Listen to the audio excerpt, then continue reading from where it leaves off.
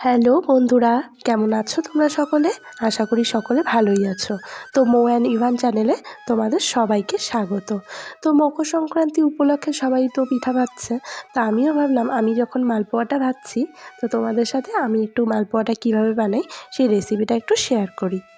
তো দেখো, মালপোয়া বানানোর জন্য আমি এখানে নিয়ে নিয়েছি 2 কাপের মতন চালের গুঁড়ো। তো চালের গুঁড়োতে এবার দিয়ে দিলাম 1 কাপ আটা, আর 1 কাপ এখানে দিয়ে দিলাম ময়দা, আর দিয়ে দিচ্ছি এখানে হাফ কাপেরও সামান্য একটু কম সুজি, আর দিয়ে দিলাম সামান্য একটু লবণ। তো বন্ধুরা, এখন এই উপকরণগুলো আমি খুব ভালোভাবে মিশিয়ে নেব। তো আমি না সামান্য, পিঠে তো খেতে খুব মিষ্টি হয়, আর যে কোনো মিষ্টি খাবারে না আমি সামান্য একটু লবণটা দিয়ে দিই। কারণ কি, লবণটা তাহলে পিঠেটা এত মিষ্টি না, তো সামান্য একটু লবণ দিলে হয় কি, এই কড়া মিষ্টিটা মুখে অতটা খেতে বাজে লাগে না। তো এখানে সমস্ত উপকরণগুলো মিশিয়ে নিয়ে এখন এখানে দিয়ে দিলাম নারকেলের গুঁড়ো, মানে টেস্টটাকে আরেকটু বাড়ানোর জন্য, আর দিয়ে দিলাম এলাচের গুঁড়ো। তো বন্ধুরা, আমি এখানে নারকেলের গুঁড়ো ব্যবহার করেছি।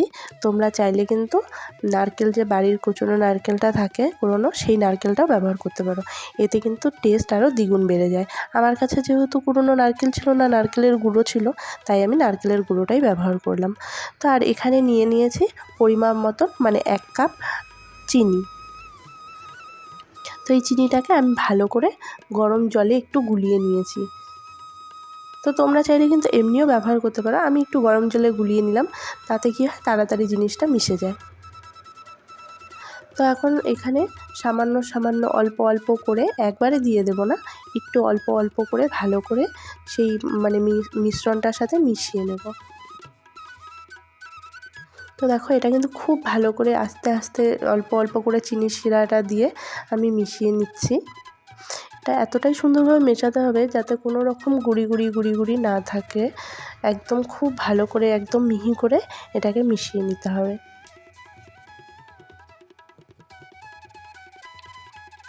তো দেখো, আমি কিন্তু একটু একটু একটু একটু করে, মানে চিনির গোলাটা দিয়ে আমি কিন্তু মিশিয়ে নিচ্ছি। একবারে দেওয়া যাবে না, তাহলে হয়ে যাবে কি, মানে জলটা, মানে চিনির যে শিরার পরিমাণটা, সেটা কিন্তু খুব বেশি হয়ে গেলে তাহলে কিন্তু মানে আবার এখানে জিনিস মেশাতে হবে। আর মাপ মতন যদি জিনিসটা ঠিকভাবে মেশানো না হয় না, তাহলে পরে কী হয়, পিঠাটা ঠিকভাবে ফুলতে চায় না। আর এইদিকে দেখো, আমার মেশানোটা কিন্তু খুব সুন্দরভাবে হয়ে গেছে। দেখো, গোলাটা খুব সুন্দরভাবে কিন্তু গুলে গেছে, কোনো রকম এখানে লাম্পস নেই। তো দেখো, এখন এটা সামান্য হয়তো দেখতে মনে হচ্ছে পাতলা হয়ে গেছে একটু।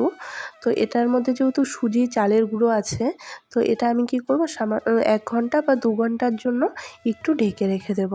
তাহলে কি হবে, সুজিটা, বাকি যে সামান্য একটু জলটা একটু যে বেশি মনে হচ্ছে, এটা কিন্তু সুজিটা টেনে নেবে। তাতে কি হবে, একদম মানে ঘনত্বটা খুব সুন্দর হবে।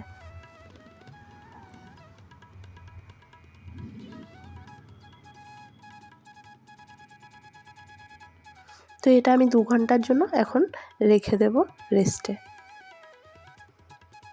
তো দেখো, 2 ঘন্টা পর চলে এসেছি, আর দেখো খুব সুন্দর কিন্তু এখন কিন্তু, মানে যতটা তখন যতটা পাতলা ছিল, এখন কিন্তু ঘনত্বটা একদম ঠিক হয়ে গেছে। আর এভাবে কিন্তু বানালে মানে পিঠাটা খুব সুন্দরভাবে ফোলে। তো দেখো, আমি পিঠা ভাজার জন্য একদম রেডি, আর কড়াইয়ে একদম তেলটা খুব সুন্দরভাবে গরম করে নিয়েছি। আর পিঠা ভাজতে গেলে কিন্তু খুব ধৈর্য সহকারে একদম গ্যাস কমিয়ে আস্তে আস্তে আস্তে আস্তে পিঠাগুলোকে ভাজতে হবে। তো দেখো, আমি কিন্তু গ্যাস প্রথমে খুব সুন্দরভাবে গরম করে নিয়েছি তেলটা, আর এখন একদম গ্যাসের আঁচটা কমিয়ে পিঠাগুলো, দেখো এটা কিন্তু আমার প্রথম পিঠে, আর দেখো কত সুন্দর, কি সুন্দর ফুলে উঠেছে। তো প্রথম যদি 2-3টা পিঠে নাও ফোলে, সেটা কিন্তু চিন্তার কোনো কারণ নেই। কারণ সবারই প্রথম মানে 2-3টা পিঠেই কিন্তু একটু মানে ফোলে না, অসুবিধা হয় ফুলতে, পরে কিন্তু আস্তে আস্তে ঠিক হয়ে যায়। কিন্তু দেখো বন্ধুরা, আমার পিঠেটা কিন্তু প্রথম পিঠেটাই খুব সুন্দরভাবে ফুলে উঠেছে। তো দেখো বন্ধুরা, আমার পিঠেগুলো কিন্তু প্রত্যেকটা মালপোয়া কিন্তু খুব সুন্দরভাবে ফুলে উঠেছে। আর এখনের মানে এগুলো তো একদম শেষের পিঠে, তো এগুলো কিন্তু আরও খুব সুন্দরভাবে ফুলছে। দেখো কি সুন্দর দেখতে লাগছে পিঠেগুলোকে। তো আমি কিন্তু এখানে চিনি ব্যবহার করেছি, এটা কিন্তু গুড় দিয়েও করা যায়, বেশিরভাগ মানুষ হয়তো গুড় দিয়েই করে, তো আমি এখানে গুড় দিয়ে করিনি, আমি চিনি দিয়েই করেছি। তো এটার মধ্যে খুব একটা পার্থক্য হয় না, চিনি বা গুড় কোনোটা দিয়ে করলেই হয়তো স্বাদের একটু একটু হেরফের হয়, কিন্তু খুব একটা পার্থক্য হয় না। আর দেখো আমার পিঠাগুলো কিন্তু খুব সুন্দর ফুলে উঠেছে। তো বন্ধুরা, পিঠাটা ভাজতে ভাজতে একটা কথা বলি, আমার গলার অবস্থা তো ভীষণই খারাপ, মানে প্রচণ্ড ঠান্ডা লেগেছে, তো ভয়েস ওভার দিতে ভীষণই কষ্ট হচ্ছে। তো যাই হোক বন্ধুরা, তোমরা প্লিজ একটু অ্যাডজাস্ট করে নিও। তো বন্ধুরা দেখো, আমার পিঠে কিন্তু সবগুলো ভাজা কমপ্লিট। আর দেখো পিঠেগুলো কতটা সুন্দর লাগছে দেখতে, যদিও এখানে একটু ক্যামেরাটা আমার ধরতে অসুবিধা হচ্ছিল, তো আমি এভাবেই ধরেছি, কিন্তু কাছ থেকে হয়তো আমি খুব একটা দেখাতে পারলাম না, কিন্তু দূরের থেকে দেখলে সবাই হয়তো বুঝতে পারছো পিঠেগুলো কত সুন্দর, সবগুলো একই সমান হয়েছে আর কত সুন্দর ফুলে গেছে প্রত্যেকটা পিঠা, আর দেখতেও কতটা ভালো হয়েছে, আর খেতেও কিন্তু বন্ধুরা ততটাই ভালো হয়েছে। তোমরা যদি কারো আমার পিঠের এই রেসিপিটা ভালো লাগে, তো অবশ্যই কিন্তু বাড়িতে একবার ট্রাই করে দেখো, খেতে কিন্তু খুবই ভালো লাগবে। আর আমার এই ভিডিওটা কীরকম লাগলো তোমরা কিন্তু অবশ্যই আমাকে কমেন্ট করে জানাবে। তো আজকের মতন আমার এই ভিডিওটা এই পর্যন্তই। তো সবাইকে টাটা।